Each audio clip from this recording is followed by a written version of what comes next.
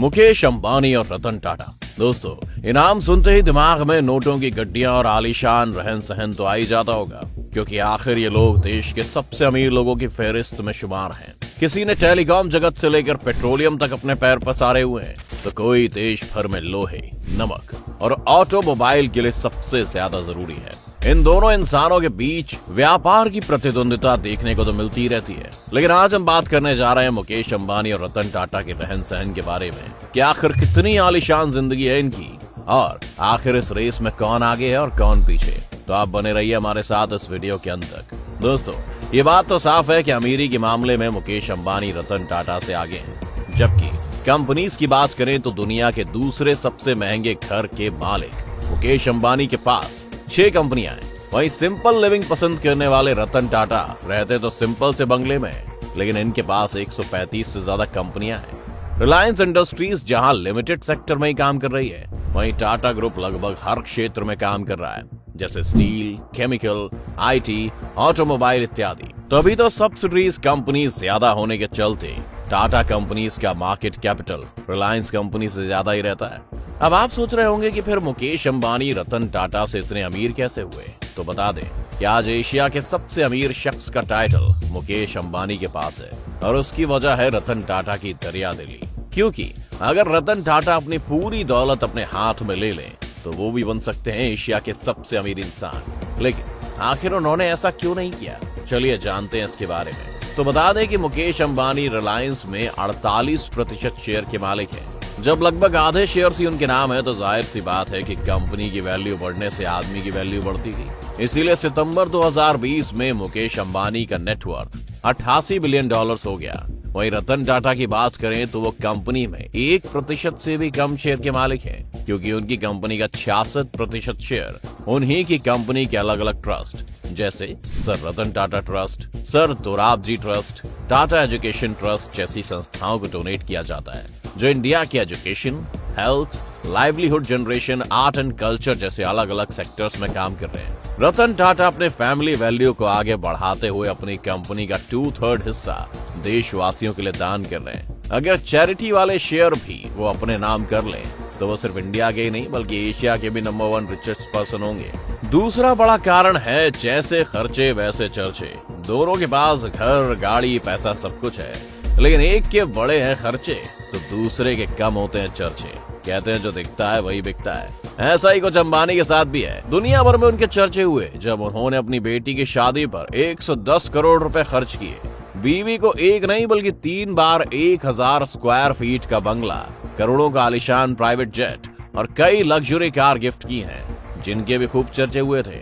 मुकेश अंबानी के पास एक special yacht भी है जो सोलर ग्लास रूफ से बनाई गई है, जिसकी कीमत 700 करोड़ रुपए थी।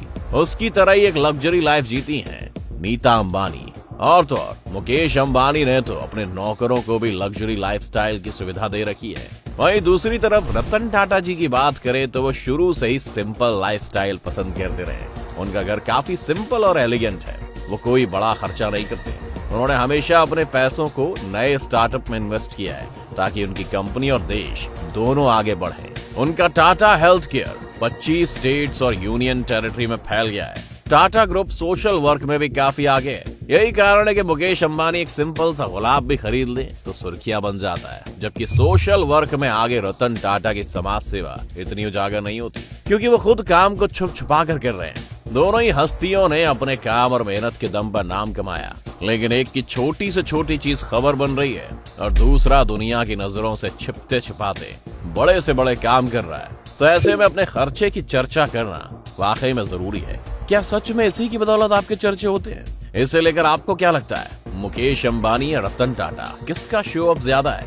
कमेंट में हमें जरूर बताएं दोस्तों। चलिए अब इन 2 बिजनेसमैन की स्ट्रगल स्टोरी भी आपके साथ शेयर करते हैं। शुरुआत करते हैं टाटा ग्रुप की टेक्सटाइल कंपनी से, जिसकी शुरुआत 21,000 रुपए में की गई थी, जिसका नेटवर्थ आज 5 लाख करोड़ रुपए हो गया है। हालांकि कंपनी को 21,000 से 5 लाख करोड़ तक ले जाने का सफर आसान नहीं था। 1839 में जमशेदजी टाटा का स्ट्रगल 14 साल की उम्र में ही मुंबई से शुरू हो गया था, जहां से ग्रेजुएशन खत्म करते ही उन पर परिवार की जिम्मेदारियां पूरी तरह आ गई थी। फिर परिवार को संभालने के लिए उन्होंने अपनी पाई जोड़कर 21,000 रुपए में टेक्सटाइल का बिजनेस शुरू किया और जैसे ही वो इस काम में सफल हुए, उन्होंने नागपुर में अपनी पहली टेक्सटाइल मिल शुरू कर दी।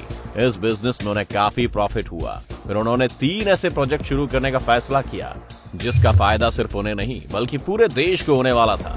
हालांकि उनका ये सपना वो खुद पूरा होते नहीं देख पाए थे, लेकिन उनके बेटे दोराबजी टाटा उन्हीं के नक्शे कदम पर चल रहे थे। उन्होंने आयरन, स्टील कंपनी और हाइड्रो इलेक्ट्रिक पावर को स्थापित कर पिता का सपना पूरा किया। साथ ही उन्होंने भारत का पहला इंस्टीट्यूट ऑफ साइंस शुरू किया।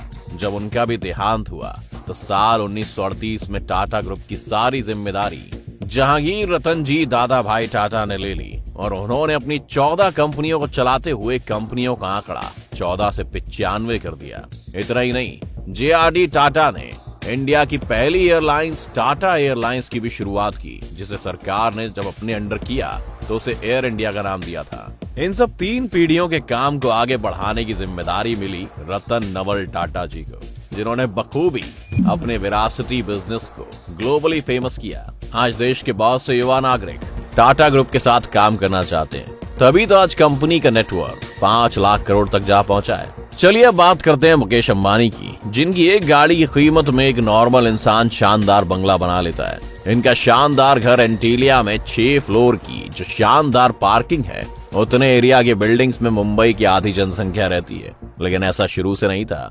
धीरू भाई अंबानी ने इस नाम और शोहरत को कमाने के लिए कड़ी मेहनत की है। वो विदेश में नौकरी करने के लिए जब गए तो वहां उन्होंने अपनी कमाई जोड़ी और फिर मुंबई में वापस एक चौल में रहने आ गए।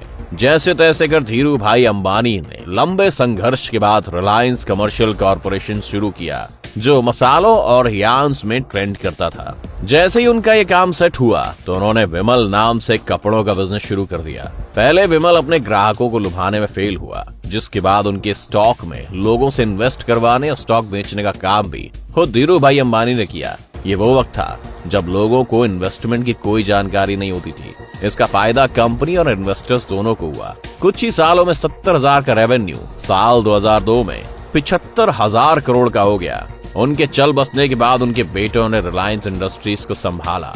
मुकेश और अनिल को बिजनेस बांट दिया गया, लेकिन दोनों के काम करने का तरीका एकदम अलग था।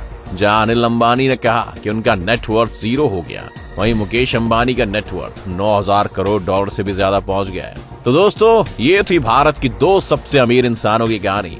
आपको बतौर इंसान रतन टाटा और मुकेश अंबानी में कौन ज्यादा बेहतर लगता है, हमें कमेंट करके जरूर बताएं।